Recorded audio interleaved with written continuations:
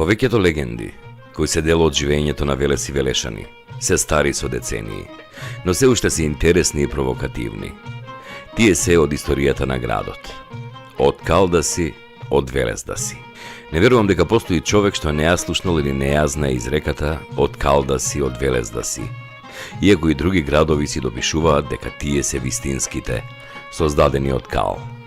Еве ја приказната за Велес. И тоа од Јордан Васков Бацко, дел од поширокото семејство на народниот доктор Панче Васков. Оваа ја имам слушано од моите и зборува колку голем хуманист, доктор и човек бил Панче Васков. Тој ги прегледувал работниците Велешани и не земал пари. Доаѓали и дома само за да им помогне.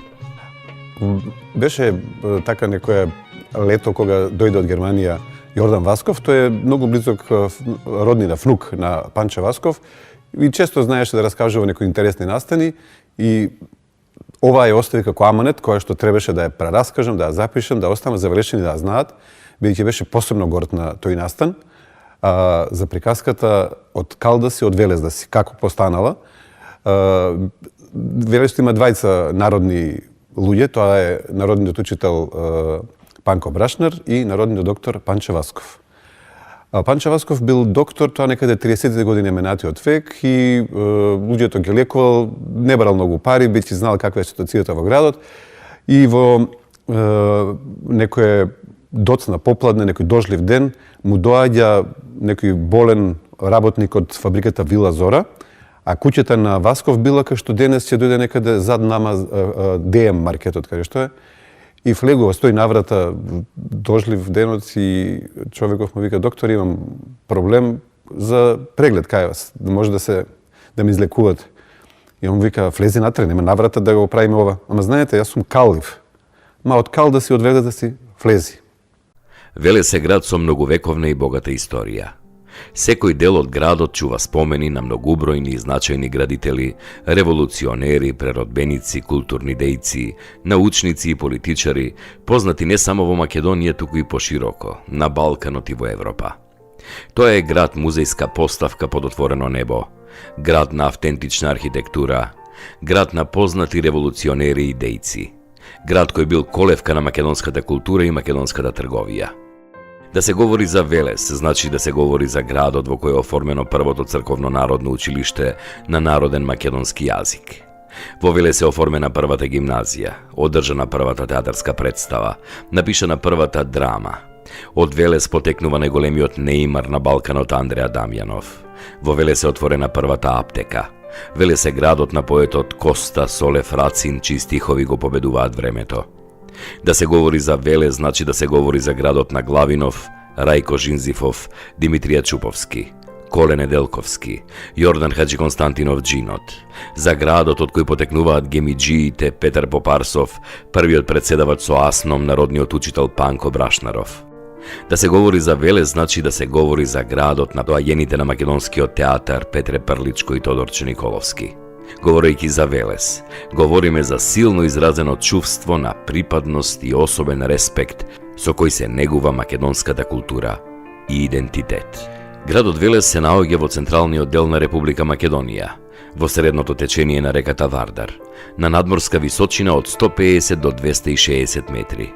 Поширокиот реон каде се наоѓа градот е Велешката котлина, која од сите страни е заградена со ниски ридови. Градот лежи на главната сообраќајница на Балканскиот полуостров по Моравско-Вардарската долина, односно на коридорот 10 и представува една од главните крстосници во Македонија, како и во патниот сообраќај, така и во железничкиот. Со територијалната поделба на Република Македонија од 1996 година, од општина Велес се издвоени новоформираните општини Богомила, Градско, Чашка и Извор, а со новата територијална поделба од 2004 година, картата на општина Велес повторно се измени. Денес Велес е на територија со површина од 464,5 км квадратни. Велес е стар град со повеќе милениумска историја. Тој е еден од најстарите градови во Македонија, кој што има длабока историска традиција, што има длабока културна традиција, образовна и стопанска.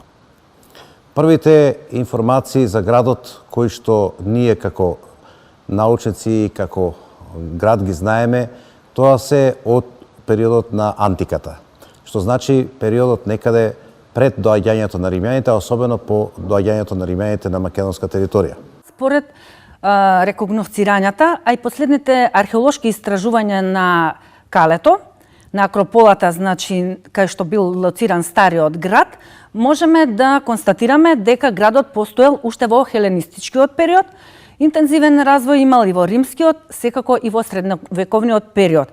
Токму во Велешката околија се наоѓа единствениот истражен локалитет од периодот на Палеолитот, пештерата Макаровец. Ова населба во пештера од палеолитско и бронзено време се наоѓа на 2 километри северозападно од селата Ораовец во местноста Пешти, на 110 метри над десниот брег на реката Бабуна. Според палеонтолошките истражувања, тука се пронајдени остатоци од пештерска мечка, пештерска хиена, пештерски лав, козорог, волци и лисици. При искупувањето за таа цел се откриени фрагменти од керамички садови од бронзено време, но и камени и кремени артефакти од помладиот палеолит. Меѓутоа, нешто подоле од пештерата Макаровец, во кањонот на Пешти, има доста пештери во кои што се лоцирани и една пештерна црква. Исто така во дел од пештерите има и сликани фрески. Така на негде од 14 век, значи кога е изградена и таа пештерна црква, можеме да констатираме дека постоел живот. И тоа постоело, значи, и развиено христијанско население, кој што таму изградило црква. Исто така во таа пештера постојат и спосници, во кои што можеме да констатираме дека престојувале и монаси. Повеќето пештери имаат своји имиња, добиени од Велешани како 4 порти, голема порта, Инка, топла пештера, двоглед, галерија. Овие имиња граѓаните ги давале според нивниот изглед и според карактерот на пештерата. Па така меѓу Велешани се раскажува дека топла пештера своето име го добила од иселаните чувале во неа и по 500 овци преку зима кога било многу студено, бидејќи во топла пештера температурата во зима достигнувала до 12 степени Целзиусови. Материјални траги за постоењето на животот на територија на Велес и Велешко пронајдени се и од периодот на неолитот, односно младото камено време. На локалитетите во близина на селата Голозинци, Чашка, Водоврати, Извор, Убого и Стариград, како и повеќе гробници во кои биле закопани остатоци од праисториските луѓе кои живееле на овој простор. За тој развоен период на градот сведочи и тврдината на стариот град Велес, кој бил малку утврден римски град. Таа се наоѓа јужно од Велес кај утоката на реката Тополка во Вардар. Тука, на висок и тешко пристапен рид, се гледаат остатоци од утврдување. По површината се забележуваат контури од зидови на повеќе објекти, а се среќаваат и фрагменти од керамички садови, питоси и многу градежен материјал. Тука најпрво во доцно римско време била изградена мала крајпатна стража. Истата од 4 до 6 век била обновена во многу силна акропола, обградена со утврдени зидини и 11 кули. Градиштето било прилагодено за престој, сместување и заштита на војската и тогашното население, кое позади дебелите камени зидови, нашло сигурно за солниште за секојдневно живење. Римјаните неслучајно го определиле тоа место и го утврдиле со своја тврдина, со мала тврдина, за да имаат контрола на патната комуникација што одела по реката Вардар, а од друга страна да имаат контролата на патната комуникација што одела преку Тополка за просторот кон Пелагонија. Ова мала крајпатна стража што римјаните изградиле некаде првиот, вториот век на нашата ера, всушност представува база за изградба на уште поголема тврдина на истото место од подоцнешните владетели. Периодот на средниот век непосредно се поврзува со доаѓањето на словените на територијата на Македонија и нивното трајно населување на овие простори. При тоа дошло до мешање со староседелците, античките македонци и другото помалобројното романизирано население со словените и конституирање на денешниот македонски народ. Словенското населување во Велешкиот реон било проследено со населување на словенското племе Берзити. Главниот градски центар на регионот, тврдината на вливот на реката Тополка во Вардар, го добил името Велес по се изгледа по истоимениот општо словенски бог на стадата. Од словенскиот период веќе има податоци дека градот го носел името Велес, која што најверојатно потекнува или од името на словенскиот бог Волос или Велес, кој што бил бог на подземјето, бог на шумите, пасиштата и заштитник на стадата, или пак исто така од еден словенски топоним Велес, што значи влез во шума, односно бидејќи стариот град Велес бил лоциран на вливот на реката Бабуна во Вардар, и од двете страни значи имало големо количество на вода, многу е веројатно дека во тој период имало и богатство од шуми во околината на градот.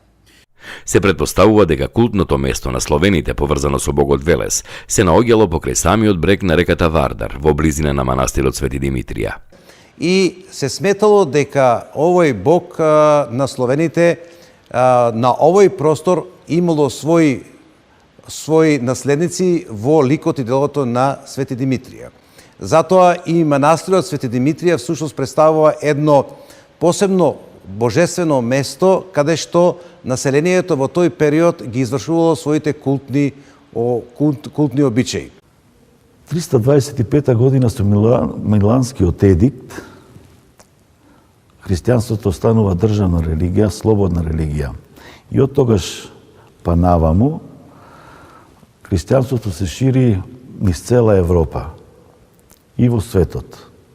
Така да на нашиве простори немаме многу податоци позначајни до светите браќа Кирил и Методи. Значи, во почетокот на 7-миот и 8-миот век, со нивната мисија, брегалничката мисија, го шират христијанството и голем број христијани ја примаат христијанската вера.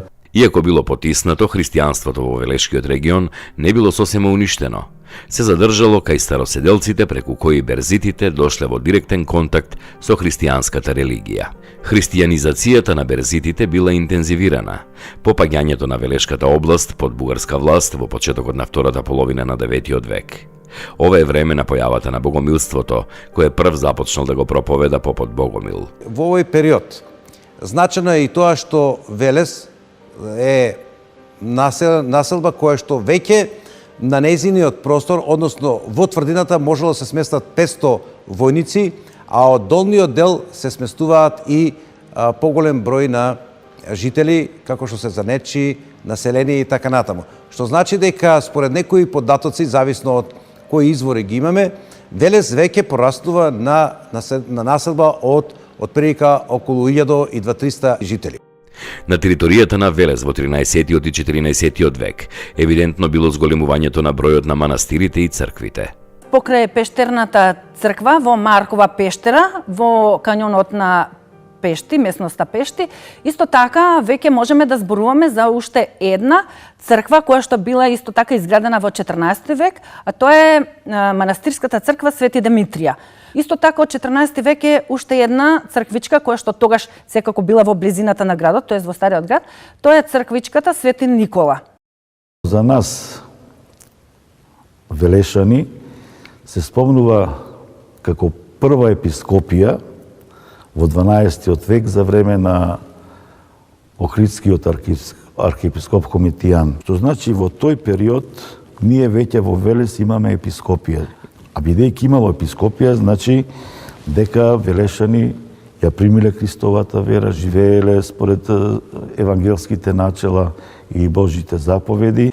Во овој период интересна работа е тоа што под градот, односно под градот тврдина Велес, се градат многу бројни, околу од прилика според досегашните наши сознания околу 26 цркви и манастири. За време на учениците на светите браќа Свети Климент и Свети Наум, и тогаш најповеќе цркви се изградени во Велешко. Велешко во тој период се смета како дел од Света Гора.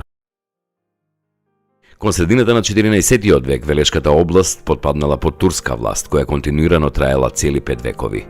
Според пишувањето на турскиот патеписец Евлија Челеби, градот Велес бил освоен во 1386-87 година од страна на султанот Мурат. Велес се до паѓањето под турска власт малку потоа се наоѓал кај Калето, од каде по заземањето на турците полека се дислоцирал на бреговите на реката Вардар. По доаѓањето на турците, тие имале посебна политика да сите утврдени места ги раселат.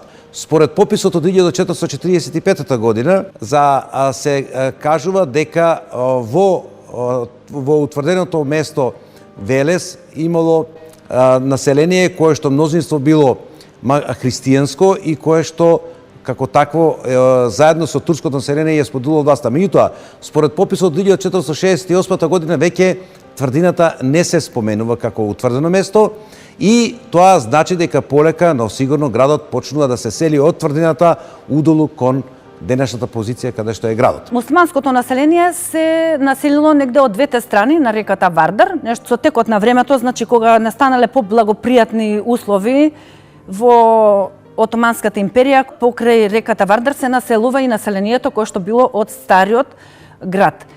Во време на турскиот период Велес се нарекувал Ќуприли, односно град на мост, и всушност тоа име останува се до заминувањето на турците од Велес и од Велешко, односно целата територија на Македонија. Ќуприли се нарекува од едноставна причина што според Евлија Челебија, кој што Велес го посетил во 1661 година, се е изградил во периодот околу 1446-1448 година се изградил и мостот на Велес, кој што фактички е со 4 столба и затоа се нарекува место, град на премостување на реката Вардар, односно град на мостот. Фактички и Евлија Челебија во своите записи од 1661 година кога го посетил Велес, кажува дека основното обележје на градот е мостот, меѓутоа истовремено евидентира и други објекти, како што е пазарот, кој што се наоѓал на десната страна од Вардар, а десната страна е по течението на Вардар, а додека на левата страна се почело да се создава Велешката чаршија. Во првите векови на турското владење, Велес имал помалку од 2000 жители и спаѓал меѓу малите македонски градски населби од тоа време. Бројот на населението во наредните векови продолжил да расте. Етничката структура на тогашните велешани била во согласност со верската.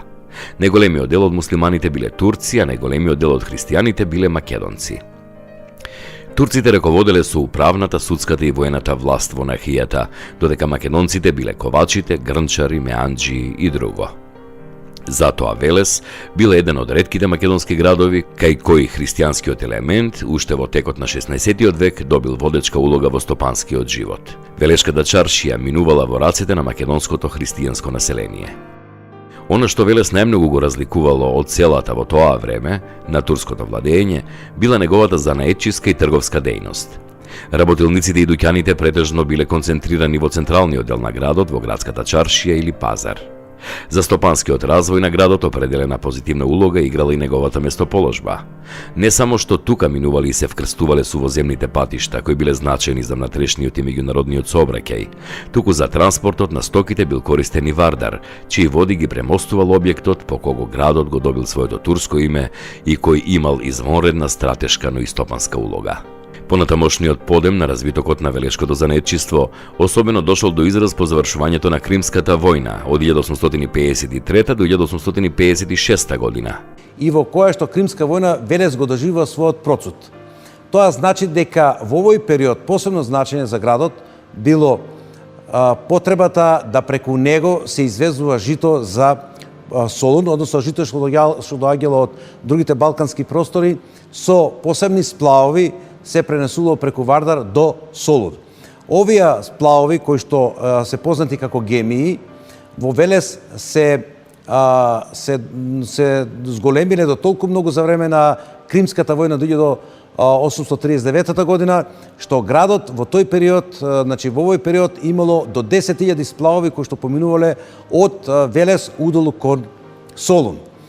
А сплавовите, фактички житото што доаѓало со каравански сообраќај до Велес, се качувало, односно се ставало на сплавовите на местото денеска викано Бентот во Велес. На сплавовите се ставало од 3 до 7 илјади килограми, со 3 до 7 тона стока и сплавот го раководеле двајца луѓе кои што едниот бил кормилар, додека другиот внимавал на товарот и внимавал да не се удрат во некои камењи и така натаму. Во Велес биле сконцентрирани 31 скеле за товарење на сплавовите.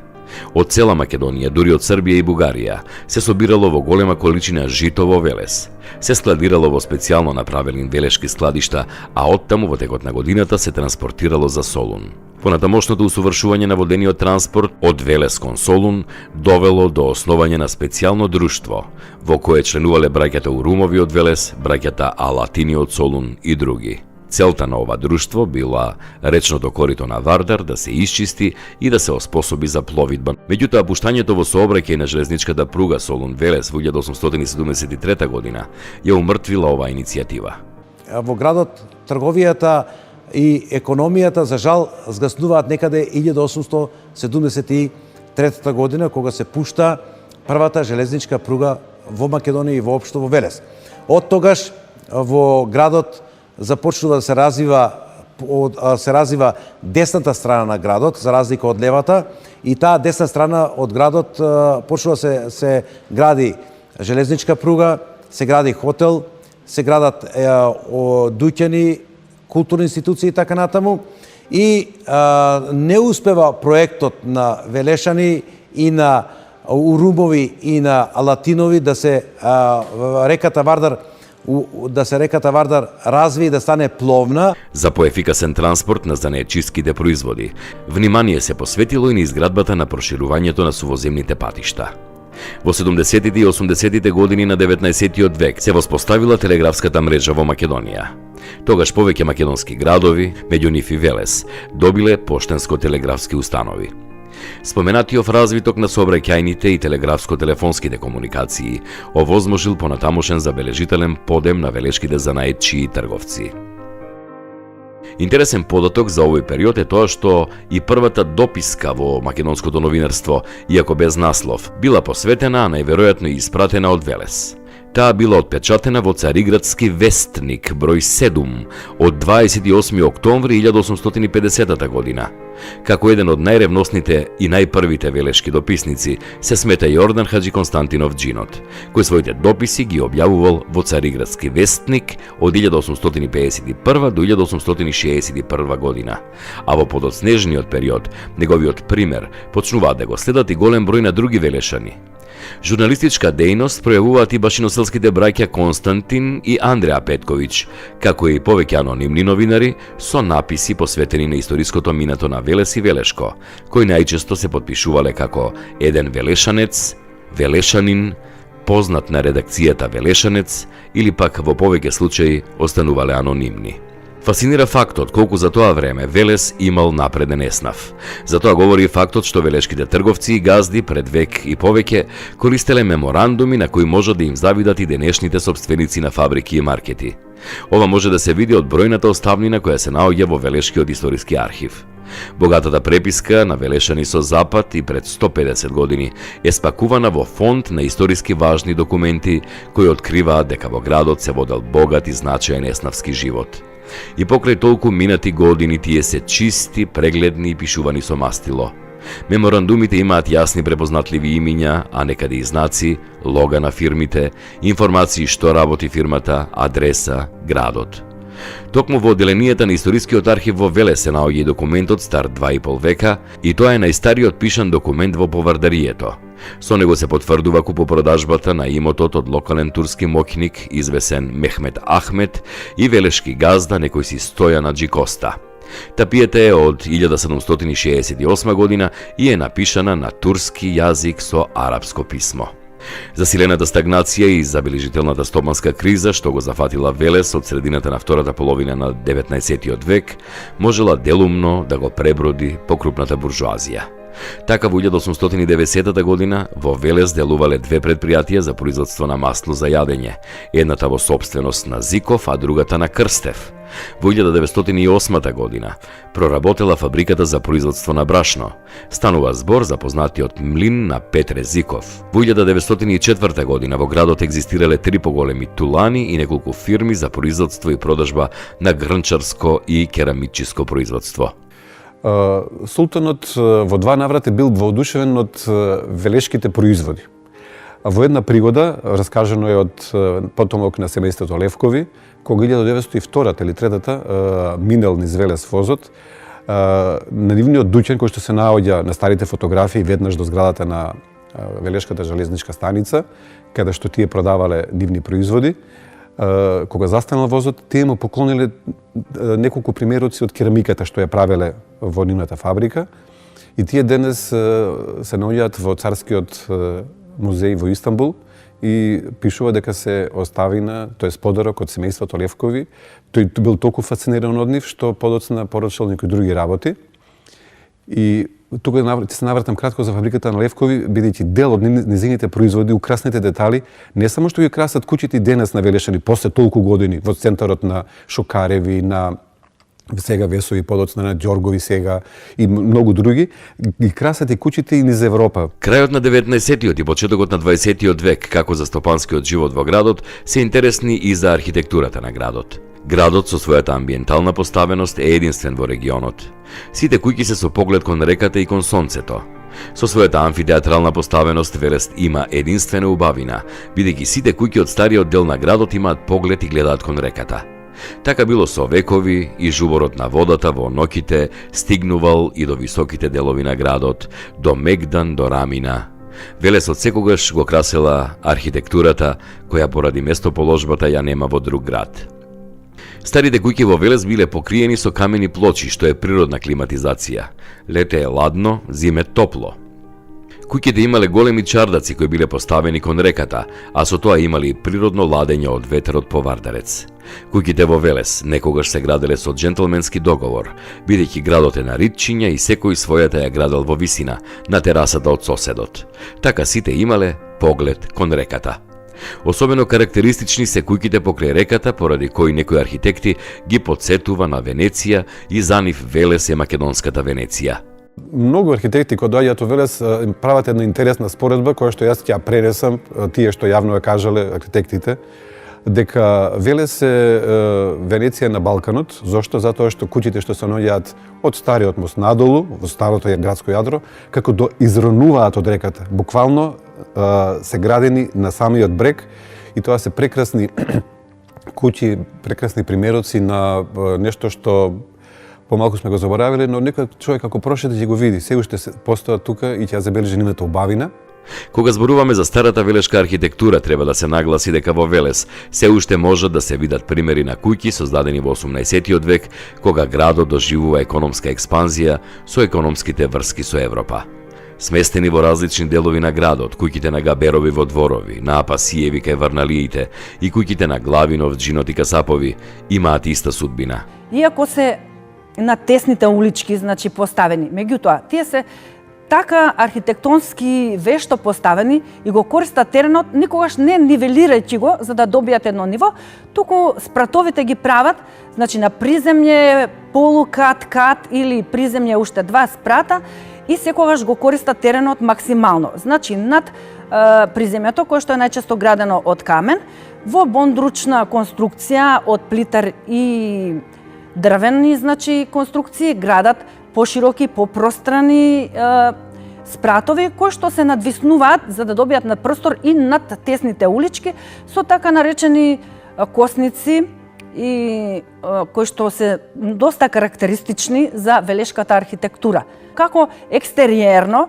значи со овие интересни конструкции, исто така и интериерно, во тоа што тие во своите, значи, куќи ставале разна декорација од розетни, например, изработени по таваниците, исто така и мусандрите биле богато декорирани, дали со флорални елементи или со геометријски, така да добивале раскош и во надворешниот изглед и во внатрешниот. На левата страна на градот куќите кај Варналиите се едни од знаменитостите на Велес.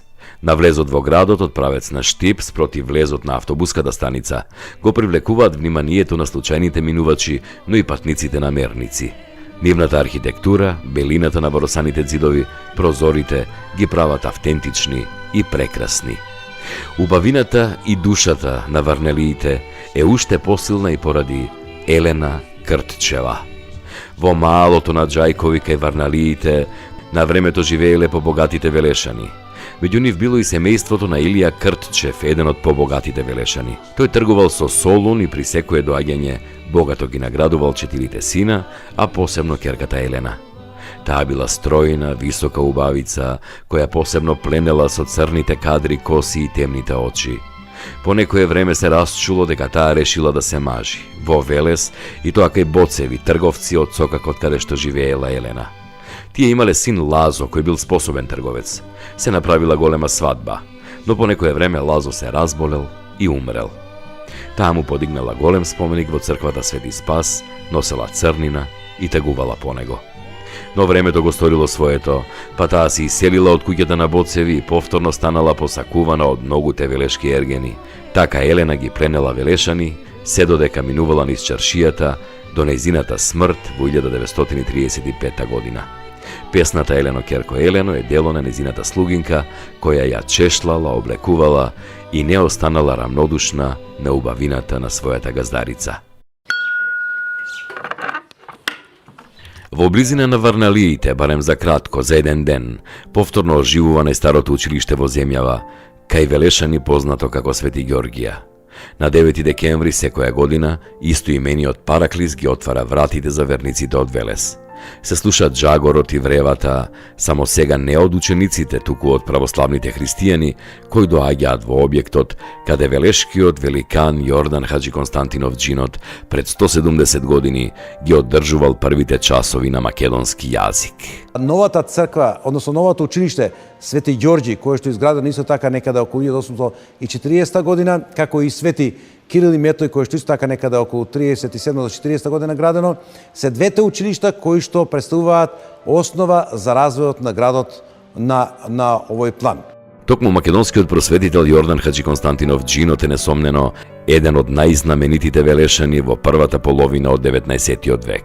Роден кон крајот на 1821 година, својата работа како учител ја започнува во Велес, кога го вовел народниот македонски јазик во училиштата, поради што бил протеран од градот. По протерувањето патувал во Солун, Светагора, Србија, а во 1848 година станал учител во Скопје, каде останал 10 години. За време на својот престој во Скопје, Џинот ги извршил и првите метеоролошки мерења на времето во Македонија. Неговата развиена просветителска дејност предизвикала прогони од власта и губење на работата, најпрво во Скопје, подоцна и во Прилеп. Дека властите се плашеле од Џинот, најдобро говори фактот дека тој бил протеран во Мала Азија и осуден на 101 година робија. При тоа тој бил жестоко испитуван и малтретиран од заптиите по патот, при што од удар со камшик го изгубил десното око. Сепак попусти биле обидите да се замолчи, казни и покори македонскиот духовен џин Јордан Хаджи Константинов Џинот. Тој е запишан во нашата историја како првиот македонски драмски писател кој освен што пишувал драмски текстови, воедно ги изведувал со своите ученици. Драмските обиди на Џинот се првите од овој вид во македонската книжевност. Во својот труд длабоко ја задолжил Македонија, а бил пионер во многу области. Неговиот творечки и педагошки опус е толку голем што со право може да се наречат неговиот лик и дело Џиновски. Починал на 29 август 1882 година, а велешани и денес се поклонуваат пред неговите мошти во дворот на црквата Свети Спас. Илјадници луѓе минуваат, но малкумина знаат дека тука некогаш било училиштето во кое велешкиот великан Џинот ги образувал велешани. Тоа било на 2 ката. Приземјето за машките деца, а горниот дел за девојчињата. И се смета дека тука е почетокот на учењето на мајчин јазик во Велес, но и во Македонија. Верскиот објект тешко ќе се распознае меѓу останатите куќи на улица Богдан Каракостев, доколку не е таблата поставена на куќата со број 14, на која пишува: тука во 1857 година со средства од жителите на Брзоречка општина е основано првото класно трговско училиште во Македонија. Традициите на оваа институција потоа ги продолжува Велешката гимназија Кочорацин, која е вруток од која потекле илјадници ученици кои биле темелник и го ширеле знаењето и образованието во Македонија. Истата година, 1857, било отворено и основното училиште Свети Кирил и Методи, кое важи за една од најстарите образовни институции во земјата. Во местноста Долни Дуќани богатите велешки трговци од некоја турска фамилија купиле место и тука заеднички почнале да учат и женските и машките деца во едно училиште кое го добило името Свети Кирил и Методи. Наставата ја одржувале световни учители кои покрај црковните предмети предавали и математика, земјопис, историја, алгебра. Во Свети Кирил и Методи учеле многу истакнати дејци од постарата и поновата македонска историја. Шетајќи по стрмните велешки сокаци кои водат до убавите велешки куќи кои сведочат за богатата историја на градот и препознатливата архитектура на Велес, тие веднаш влегуваат во поглед бидејќи се еркерно исфрлени, првиот кат е на поширока основа од приземјето, што е карактеристично за велешката архитектура. Така се освојувал просторот за да се има место каде низ тесните улички да минат велешани. Ден денес за тој период сведочи куќата што лебди, односно куќата на Касапови, која е една од знаменитостите на Велес. Куќата на Касапови, која што има една специфика, значи таа е куќа која е градена без темели, градена е директно на жива карпа. Исто така, значи, куќата е богата со надвор отворени чардаци кои што се кон внатрешниот двор, но меѓутоа е една специфика на чарда кој што гледа баш кон реката Вардар, која што им служила како за релаксација, значи на домашните. Куќата на Касапови со раскажувањето на годзиниот собственик, потомокот на Касапови, Перков Петар, раскажуваше дека во таа година кога се градела била многу родна, па бидејќи тие биле имотни, имале околу 5000 оки вино, наместо со вода решиле да ја прават со вино. Така дел од куќата е правена со вино. На стрмниот дел од левата страна на градот е куќата на преродбеникот Јордан Хаджи Константинов Джинот, каде тој работел и творел. Куќата на Джинот со лицето и големиот дрвен чардак е свртена кон реката Вардар и јадата. Ѕидовите се од кршен камен, фасадата е бела, покривот со турски бибер керамиди, дворот со калдерма.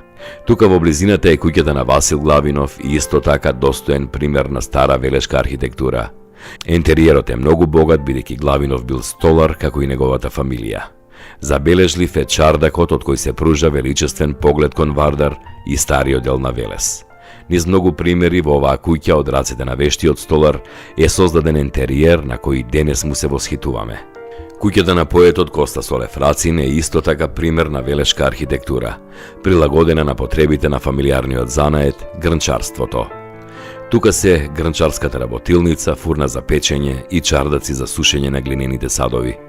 Неа ја одликуваат 3 чардаци кои ја прават несекојдневна, што е уште еден прилог за големата вештина на тогашните мајстори. За иновативноста при градбата сведочи и братската куќа изградена во 30-тите години на 19-тиот век. Веднаш до стариот мост покрај Вардар од неговата лева страна. Убавата жолта куќа која како да изнуркала од водите на реката ја носи во себе приказната за тоа како е изградена со јајца и со жива вар. Куќата на Дончови, братската куќа, интересно што е правена со јајца. Тоа собствениците го имаат раскажано. Правени се ѕидовите со додавка на јајца и тоа баш тие јајцата ја искрепиле да остане толку години, водата да не продире внатре и кога ќе продире бргу да замине и обстанала таа куќа братска на Дончови покрај Вардар. На главната градска улица највпечатливи се куќите на старите велешки трговци Шукареви и Ѓоргови. Тие се добро сочувани, а надворешноста е со сите белези на времето кога се градени на почетокот на 20-тиот век. На нив се познаваат елементите кои се вградени од фабриката за украсна керамика на Левкови. Истите украси кои тие ги продавале по Виена, Дрезден, Будимпешта, така и сега, по толку години, овие куќи се атрактивни за посетителите на градот. Велешката чалгија е неизоставен дел од раскошниот културен моментум на Велес низ вековите. Виолината работам од 12 години. На виолината сум. Татко ми Јован Тончов го учеше Арсо. Арсо Кемарджијата, тој е прикажан, можам да кажам, низ цела Македонија. Па татко ми покажуваше на виолината и така ја виолината ја усавршив. Во 1902 година за нив се слушнало и во Стамбол, па на повик на султанот, Арсо Кеманджијата, дајреджијата Јован Тончов, канонджијата Ордан и кларинетистот Никола Крле цел месец ги развеселувале царските сареи на Босфорот. Тој слушнал дека велешката чалгија толку убаво свири, што мислам дека така некаде беше тој период 901-та или 901-та, ги викнал месец дена да му свират во неговите сараи. Толку бил воодушевен од чалгијата. И кога сум кај чалгијата, мислам дека е значајен момент дека најзначајниот нејзин свирач, Ало Тончов, како аманет оставил, тоа остава фотографирано, документирано, на неговиот погреб, кога сите плачеле, Велешката чалгија свирела и пеела во негова чест. Само без виолините, бидејќи заминал мајсторот. Велешани се уште се сеќаваат на еден од најпознатите чалгаджи, Ало Тончов, кој со своето кемане оставил длабока трага во чалгаджиската традиција на Велес. За Велес се знае се. Свадба без чалгија, како и свадбениот обичај мавили, не бива. Свадбениот обичај мавили е обичај кој го има само и единствено во Велес. Самата песна раскажува за љубовта. Историјатот на песната е од велешките чалгии. И ова речи го симпатична како песна, поготово атрактивна за тоа што сите најпосле кој ќе се запре и ќе речат Мавели, мавели, гел, гел, гел.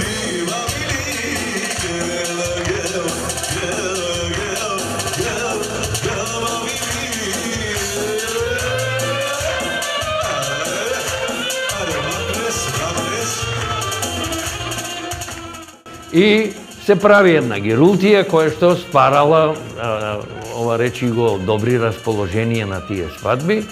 Е сега, како дојде до тоа да на свадбите стане популарна толку, имаше една свадба на која што другариве на момчето што се викаат мавили да направите. Важи, нема проблем, ќе ја направиме мавили. И кога почнавме да го свириме тој наративен дел што се вика еве се собравме вечерва тука, ќе се прави свадба во чест на младенците и такви работи, клекнаа доле, а ги ставија на столеви ова речи го младенциве.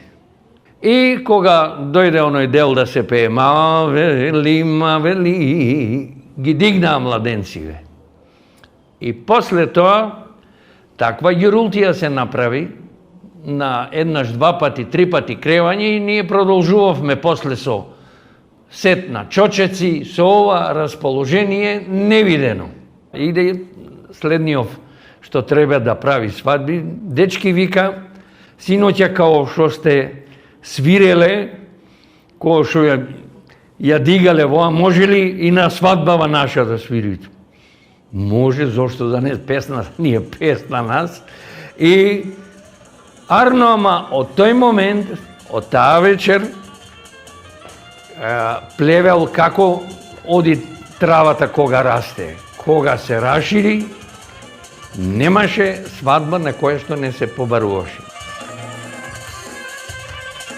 Господинот Џаро, ќе ги носам биело дугме, вика, у Велес на концерт, а после тоа имам намера да ги донесам кај Џипунот на вечера. И љубе кога слушна, биело дугме, ќе дадат кај мене, овака, онака, беше тој период многу популарен. Игла немаше каде да се фрли во ресторанот.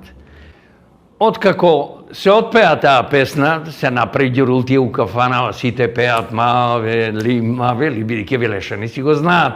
Ова речи го и рефренот, и припевите, и сите такви работи. Едно време, барање на Горан Бреговиќ вика, може ли уште еднаш да се испее таа песна?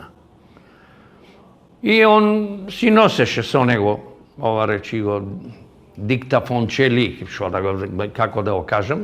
И на повторената изведба, тој ја снимил песната. После известно време, пак доаѓаат биело дугме да даваат концерт.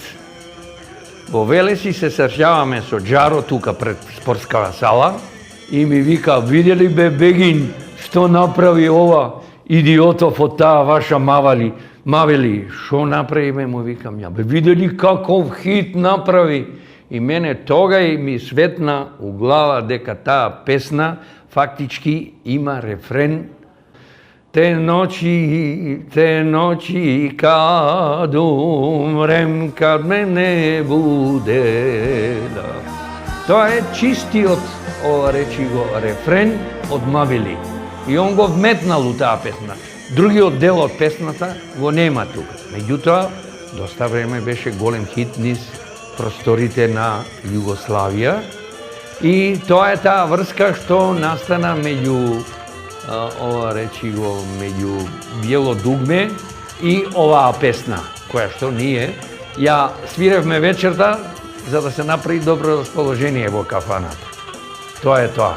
Остана една традиција во градот. Ние сме ја имале Мавели како песна со која што сме растеле, а после тоа остана да биде препознатлив елемент на сите веселби, поготово на свадбите во Велес.